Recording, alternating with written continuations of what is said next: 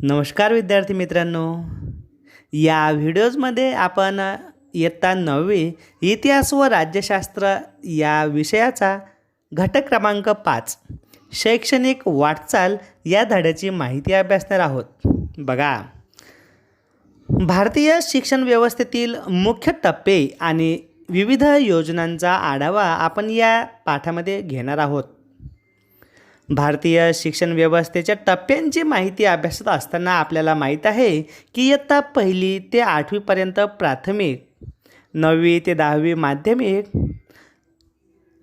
आणि 11वी ते 12वी उच्च माध्यमिक, तर पदवी स्तरावरचं जे शिक्षण आहे त्याला उच्च शिक्षण असं म्हणतात. यांची सविस्तर माहिती आपण या धड्यामध्ये घेणार आहोत. यासोबतच भारतामध्ये राष्ट्रीय आणि राज्यस्तरावर काही शैक्षणिक संस्था आहेत.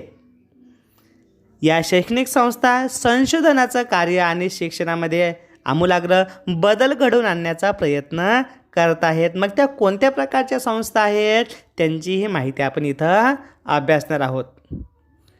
आणि त्या संस्थांचा आढावा घेतल्यावर आपल्याला देशभरातील शिक्षण व्यवस्थेची कल्पना येऊ शकते.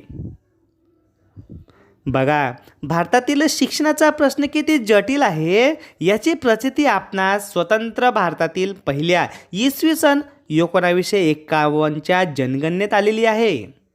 भारतामध्ये पहिली जनगणना कधी करण्यात आली? 1951मध्ये करण्यात आली. आणि पहिल्या जनगणना म्हणजे काय? तर लोकसंख्या मोजणे. जन म्हणजे लोक, गण म्हणजे मोजणे, म्हणजे लोकसंख्या मोजणे. आणि भारताला स्वातंत्र्य मिळाल्यानंतर जनगणना 1951 पासून करायला सुरुवात झाली. तुमच्या माहितीसाठी की जनगणना ही भारतामध्ये दर 10 वर्षानंतर करण्यात येते. आता 2021 हे वर्ष येणार आहे आणि 2021मध्ये भारताची जनगणना करण्यात येणार आहे. बघा, या जनगणनेमध्ये भारतामध्ये साक्षरतेचं प्रमाण हे केवळ 17% होतं. म्हणजेच एकूण लोकसंख्येच्या 17% लोक साक्षर होते. उदाहरण द्यायचं झाल्यास 100पैकी फक्त 17 लोक साक्षर आहेत, बाकीचे उरलेले सगळे अशिक्षित किंवा अडाणी आहेत. बघ, साक्षरतेचं प्रमाण किती कमी होतं.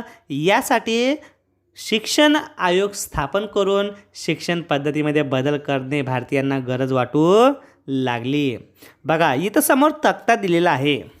त्या तक्त्यामध्ये वर्ष, जनगणनेचं वर्ष आणि साक्षरता किती होती याची माहिती दिलेली आहे. बघा, 1971मध्ये 34% साक्षरतेचं प्रमाण होतं. आपण सुरुवातीलाच अभ्यासलं की 1951मध्ये 17% साक्षरतेचं प्रमाण होतं. पुढच्या 20 वर्षामध्ये दुप्पट वाढ झालेली आपल्याला दिसून येते. दुप्पट म्हणजे जास्त आहे, परंतु 34% हे काही जास्त नाही. त्यानंतर 1981मध्ये 43%, 1991मध्ये 52%, तर 2001मध्ये 64% साक्षरतेचं प्रमाण आपल्या भारतामध्ये दिसून येतं. आणि म्हणजे बघा, साक्षरतेचं प्रमाण किती कमी आहे. आणि सध्या 2016च्या दरम्यान भारतामध्ये जवळपास हे साक्षरतेचं प्रमाण 82% आलेलं आपल्याला दिसून येतं. आणि म्हणून हे साक्षरतेचं प्रमाण वाढवणे हे भारत सरकार पुढचं मोठं आव्हान होतं. आणि या आव्हानाचा सामना करण्यासाठी भारत सरकारनं अनेक प्रकारच्या उपाययोजना राबवलेल्या आहेत. त्यामध्ये आपण प्रथम बघणार प्राथमिक शिक्षण. म्हणजे आपण प्रथम बघणार की प्राथमिक शिक्षणाच्या संदर्भात कोणत्या प्रकारच्या त्यांनी योजना केलेल्या आहेत. बघा, आता भारतीय शिक्षण व्यवस्थेचे जे 3 टप्पे आहेत त्यातला पहिला टप्पा आहे प्राथमिक शिक्षण, दुसरा टप्पा आहे माध्यमिक शिक्षण आणि तिसरा टप्पा आहे उच्च शिक्षण. आणि याचीच माहिती आपण इथं अभ्यासणार आहोत. बघा, प्राथमिक शिक्षण. आता प्राथमिक शिक्षण म्हणजे काय?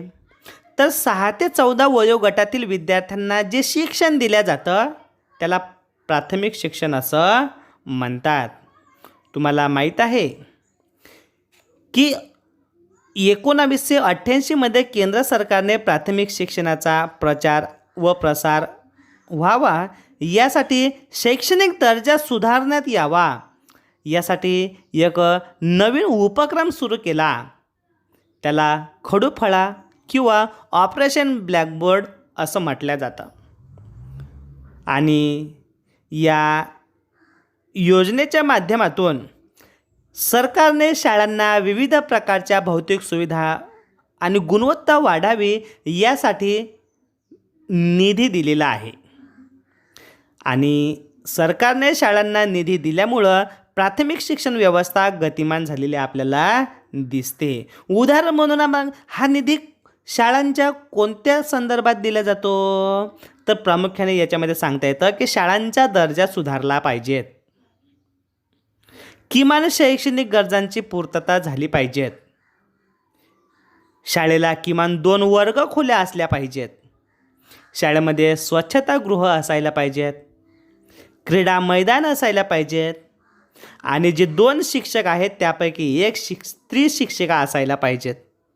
शाळेमध्ये फळा, नकाशा, प्रयोगशाळा, साहित्य, छोटंसं ग्रंथालय असायला पाहिजेत. यासाठी शासनामार्फत शाळांना हा निधी देण्यात आला. आणि शाळेला निधी सरकारमार्फत दिल्यामुळं या योजनेमुळं काय झालं की प्राथमिक शिक्षणाला गती मिळालेली आहे. त्यानंतर 1994मध्ये या योजनेचा विस्तार करण्यात आला. म्हणजेच खडूफळा योजना किंवा त्या योजनेलाच ऑपरेशन ब्लॅकबोर्ड असं म्हणतात. आणि मग ऑपरेशन ब्लॅकबोर्ड या योजनेचा विस्तार कशा प्रकारे झाला याची माहिती आपण अभ्यासणार आहोत. बघा, 1994मध्ये या योजनेचा विस्तार करून 100पेक्षा अधिक विद्यार्थी संख्या असणाऱ्या शाळांमध्ये, ज्या शाळांमध्ये 100पेक्षा जास्त विद्यार्थी आहेत त्या ठिकाणी एक जादा वर्गखोली दिली आहे. म्हणजे ज्या 2 खोल्या होत्या तिथे 1 खोली वाढवण्यात आली. एका जादा शिक्षकाच्या नेमणुकीची तरतूद करण्यात आली. आणि मुलींच्या शाळा, अनुसूचित जाती जमाती इत्यादींच्या नेमणुका करण्यात आल्या. स्त्री शिक्षकांची 50% नेमणूक करण्यात आली. यावरून शिक्षक भरतीतील स्त्रियांची नेमणूक करण्याचं बंधन राज्य सरकारवर घालवण्यात आलं. आणि 1994मध्ये प्राथमिक शिक्षणाच्या सार्वत्रिकीकरणासाठी जिल्हा प्राथमिक शिक्षण कार्यक्रम म्हणजेच डिस्ट्रिक्ट प्रायमरी एज्युकेशन प्रोग्राम ठरवण्यात आला. त्यालाच DPEP असंही म्हणतात. आणि तुम्हाला माहीत आहे की या DPEP म्हणजे जिल्हा प्राथमिक शिक्षण कार्यक्रमाच्या माध्यमातून विविध प्रकारचे उपक्रम राबवण्यात आले. आणि त्या उपक्रमाच्या माध्यमातून प्राथमिक शिक्षणाची गुणवत्ता वाढवण्याचा प्रयत्न करण्यात आला. मग कोणत्या प्रकारचे उपक्रम राबवण्यात आले, तर त्यातला पहिला उपक्रम सांगता येतं की विद्यार्थ्यांची 100% उपस्थिती राहिली पाहिजे. आपल्याला माहीत आहे की विद्यार्थी कोणत्या ना कोणत्या कारणामुळं शाळेत उपस्थित राहत नाहीत. मग त्यामध्ये प्रामुख्याने सामाजिक, धार्मिक, आर्थिक किंवा शाळेचे अंतर अशा प्रकारची परिस्थिती आपल्याला सांगता येतं. आणि त्यामुळे विद्यार्थी उपस्थित राहू शकत नाही. आणि म्हणून या कारणांचा विचार करून विद्यार्थ्यांची 100% उपस्थिती राहावी यासाठी प्रयत्न केला गेला. त्यानंतर गळती रोखणे. गळती रोखणे म्हणजे काय? नापासी म्हणजेच गळती. तुम्हाला माहीत आहे की विद्यार्थी एका वर्गामध्ये नापास झाल्यानंतर पुढच्या वर्गामध्ये विद्यार्थ्यांची संख्या कमी होते. आणि अशा प्रकारे हे गळतीचं प्रमाण रोखणे यासाठी हे विविध प्रकारचे उपक्रम राबवण्यात आले. त्यानंतर मुलींचे शिक्षण. आपल्याला माहीत आहे की मुलगी समाजामध्ये मुलींबद्दल विविध प्रकारच्या रूढी परंपरा आढळून येतात. यामध्ये मुलींना शिक्षण देऊ नये, मुलींचं शिक्षण म्हणजेच आर्थिक खर्च, अशा प्रकारची समाजाची भावना असते.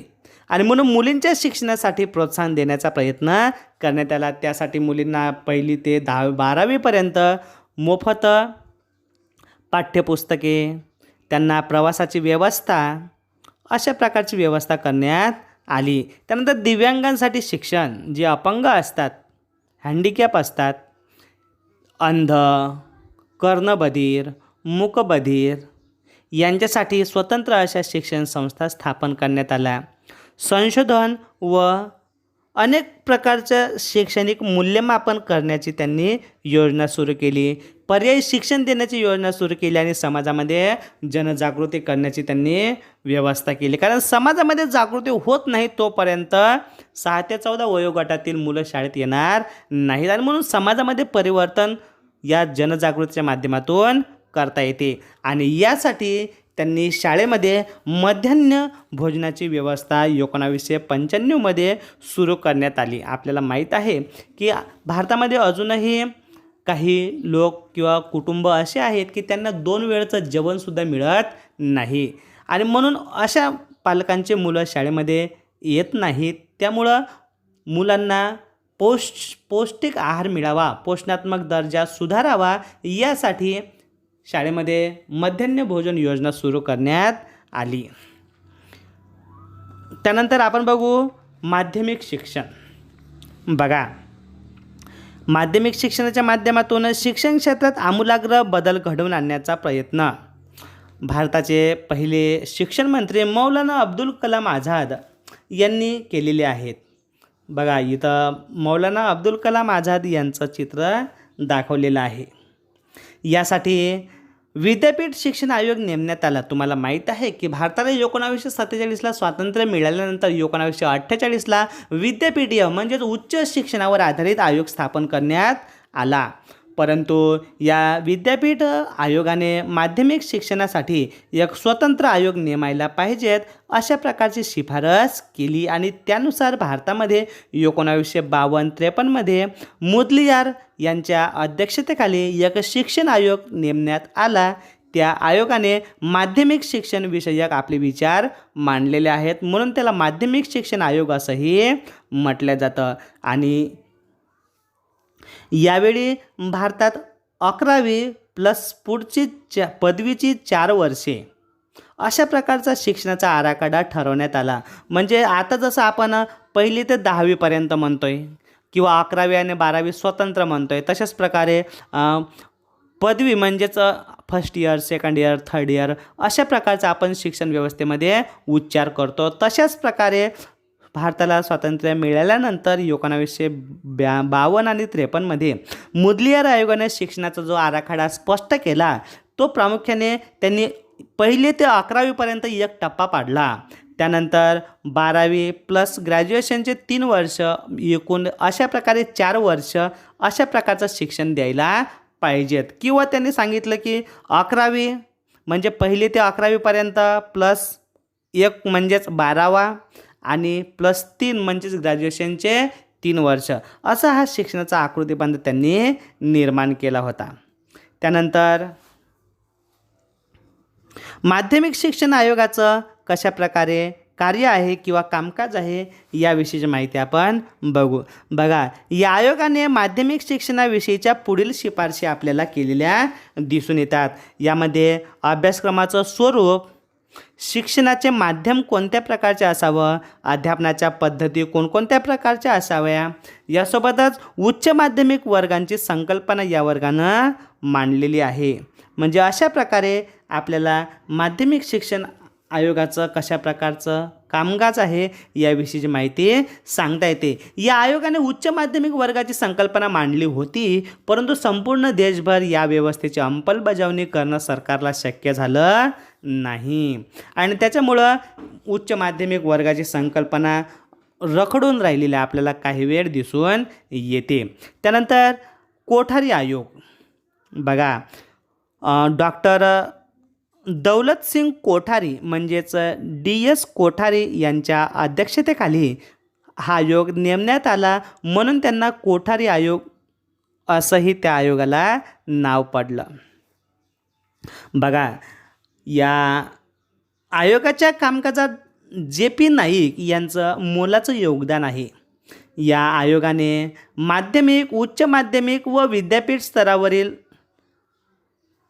माध्यमिक म्हणजेच इयत्ता 1ली ते 10वी, उच्च माध्यमिक म्हणजे 11वी व 12वी आणि विद्यापीठीय स्तर म्हणजेच पदवी म्हणजेच first year, second year, third year अशा प्रकारे माध्यमिक 1ली ते 10वीचे 10 वर्ष, उच्च माध्यमिकचे 2 वर्ष म्हणजेच 11वी 12वी आणि पदवी स्तरावरील 3 वर्ष अशा प्रकारचा 10 + 2 + 3 अशा प्रकारचा शिक्षणाचा आराखडा यांनी ठरवला.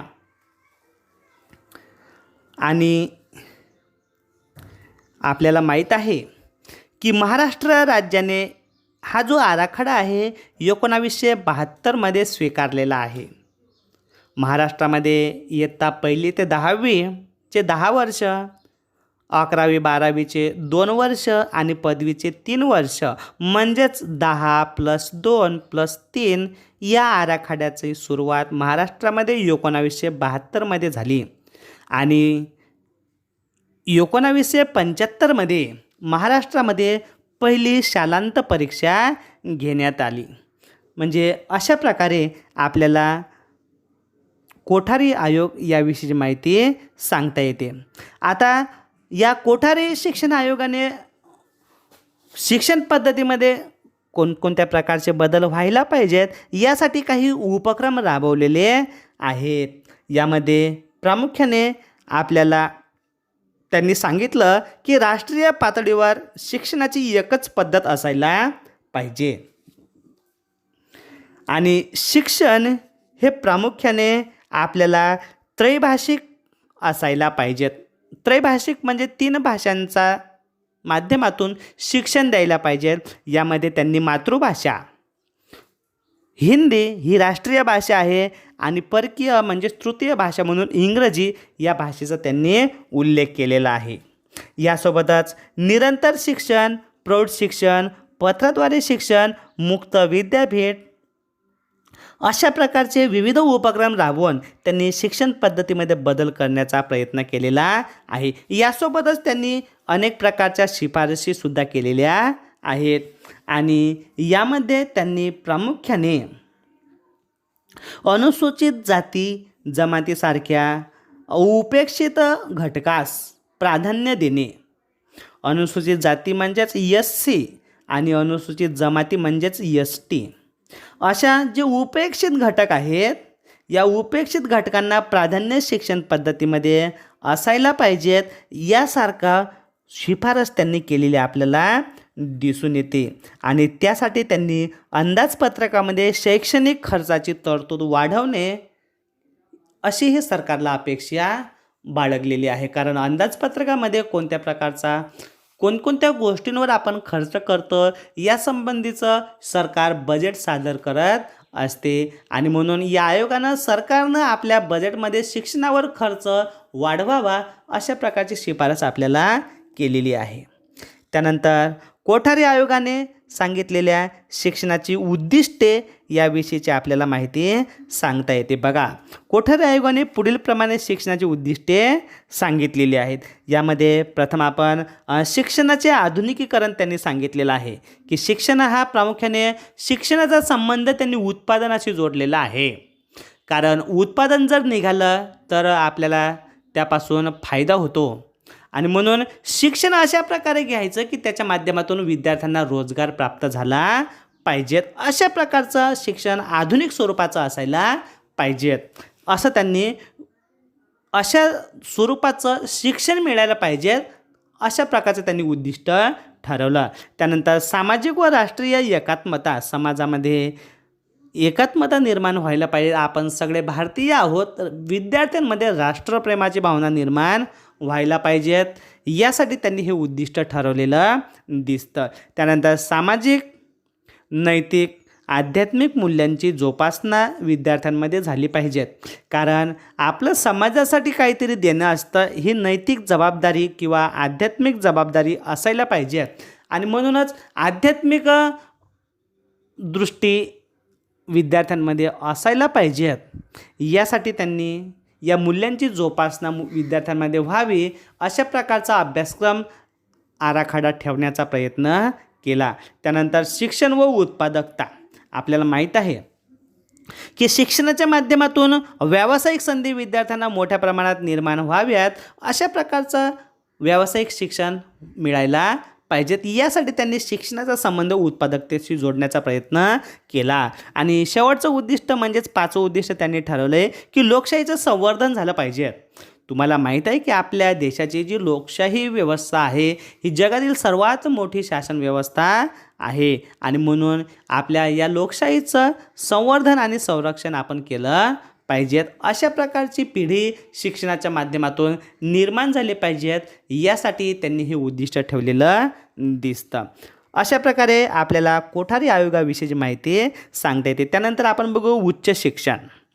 बघा तुम्हाला माहीत आहे की भारत स्वतंत्र झाल्यावर 1948मध्ये केंद्र सरकारने डॉक्टर सर्वपल्ली राधाकृष्णन यांच्या अध्यक्षतेखाली उच्च शिक्षण यावर आधारित विद्यापीठीय शिक्षण आयोगाची स्थापना करण्यात आली आणि या आयोगाकडे वेगवेगळ्या प्रकारची कामे व जबाबदारी ठरवण्यात आली. त्यामध्ये प्रामुख्याने आर्थिक अनुदान देणे, विद्यापीठ आणि महाविद्यालयांना आर्थिक अनुदान देणे, विद्यापीठांचा दर्जा व त्यांचा समन्वय सुधारण्यात यावा अशा प्रकारची जबाबदारी या आयोगाकडे ठेवण्यात आली. त्यानंतर याची कार्यपद्धती आपण बघू. बघा या आयोगाने पंचवार्षिक पद्धती स्वीकारलेली आहे.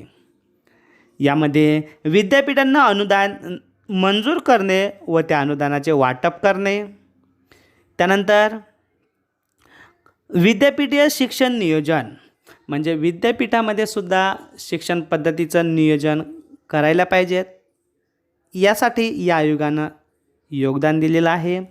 अभ्यासक्रम ठरवण्याचा अधिकार विद्यापीठ स्तरावर स्थानिक स्तरावर सुद्धा देण्यात आलेला आहे आणि म्हणून अभ्यासक्रम तयार करत असताना किंवा अभ्यासक्रमाचा आराखडा तयार करताना त्यामध्ये सुसूत्रता यावी यासाठीही प्रयत्न केलेले आहे.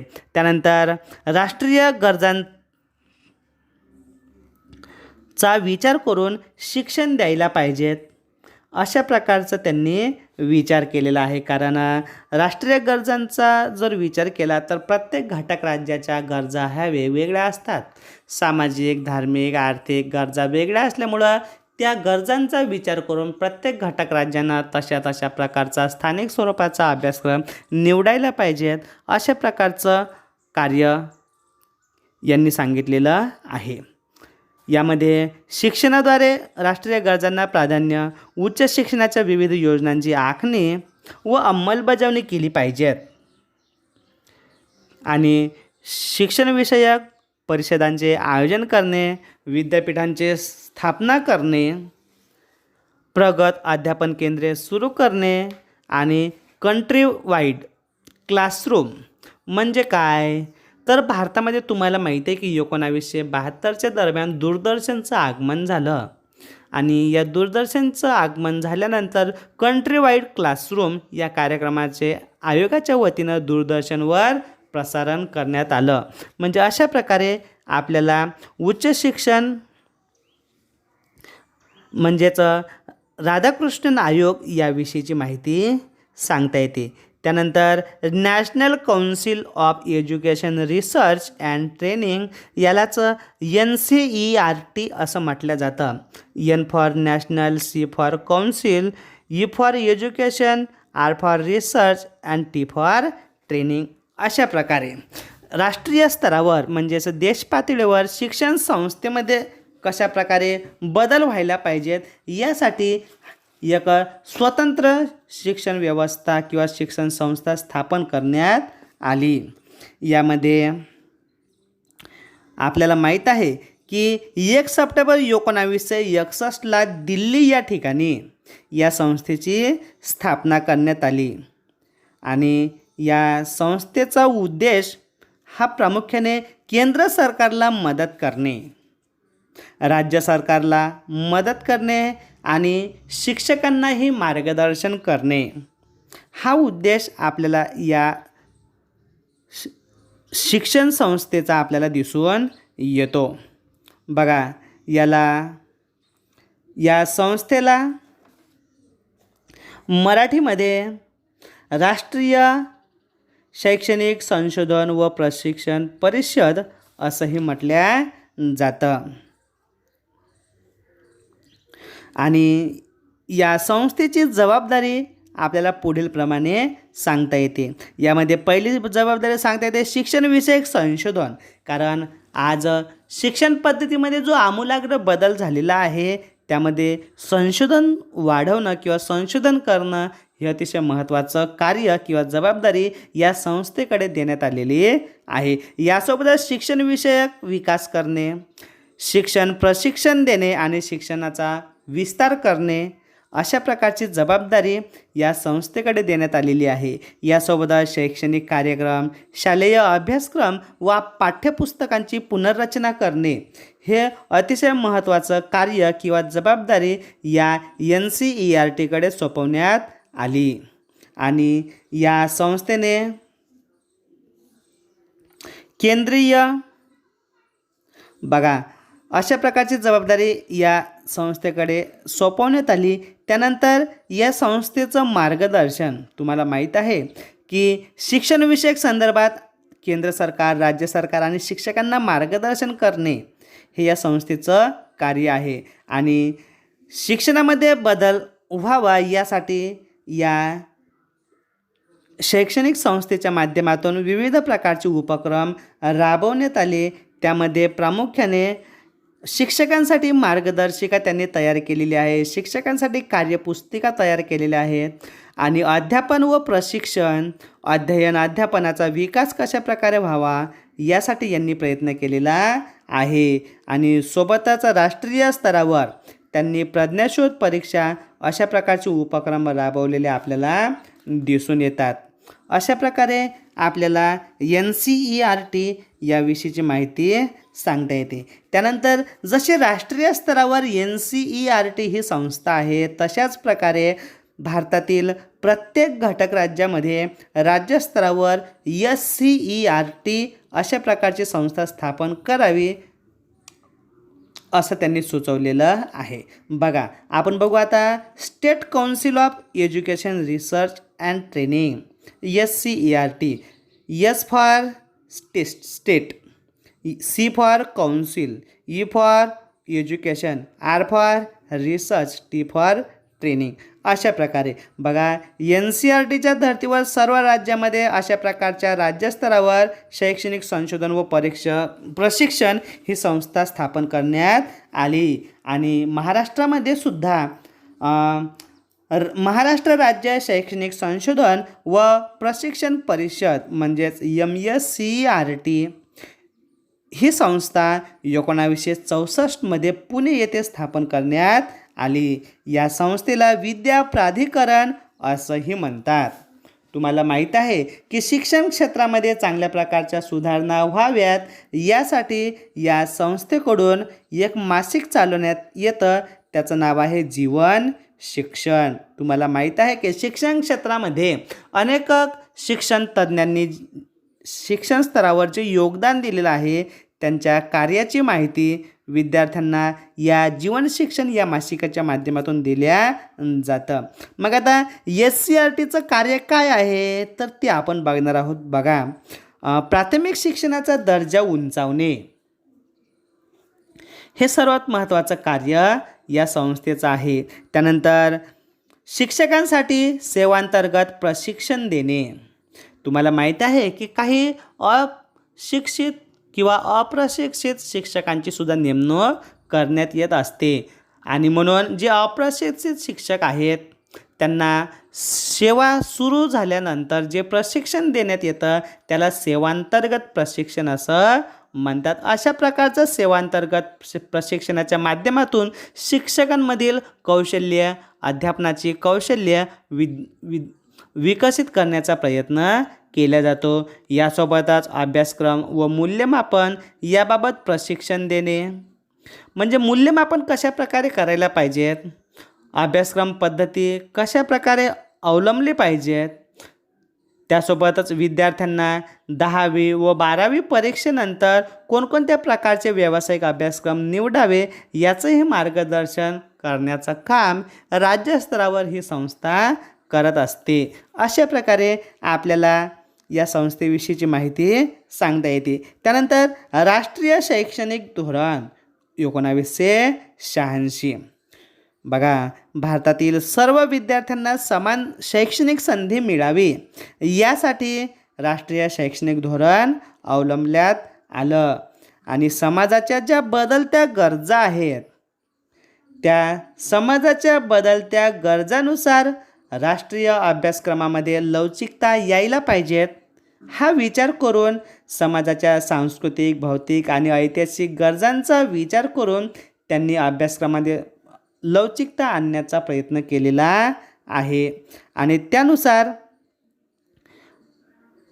प्राथमिक शिक्षण अभ्यासक्रम 1988ला हा एक नवीन उपक्रम त्यांनी सुरू केलेला आहे. कारण राष्ट्रीय शैक्षणिक धोरण 1986ची परिणामकारक अंमलबजावणी होण्यासाठी राष्ट्रीय स्तरावर तयार करण्याला हा उपक्रम आपल्याला दिसून येतो. अशा प्रकारे आपल्याला राष्ट्रीय शैक्षणिक धोरण 1986 याविषयी माहिती सांगता येते. त्यानंतर उपग्रह वापर तुम्हाला माहीत आहे. बघा, इथं चित्र दाखवलेलं आहे.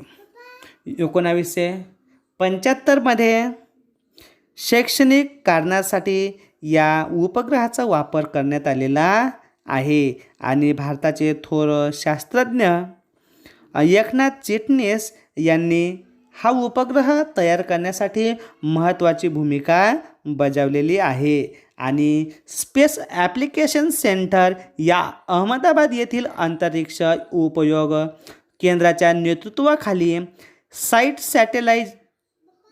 साईट ही नावाची संघटना सुरू केलेली आहे. आता साईट म्हणजे काय? S for satellite, I for instructional, T for television आणि ई फॉर एक्सपेरिमेंट. हा शैक्षणिक कारणासाठी प्रयोग करण्यात आला आणि उपग्रहाद्वारे शिक्षण प्रणाली ही कल्पना येथून पुढं आपल्याला सुरू झालेला आपल्याला दिसून येते. आणि हा जो शिक्षण क्षेत्रामध्ये प्रयोग आपण केलेला आहे या प्रयोगामध्ये भारताला अमेरिकेकडून फार मोठं सहकार्य मिळालेलं आहे आणि यातूनच ग्रामीण भागात दर्जेदार शिक्षणाची व्यवस्था झालेली आपल्याला दिसून येते.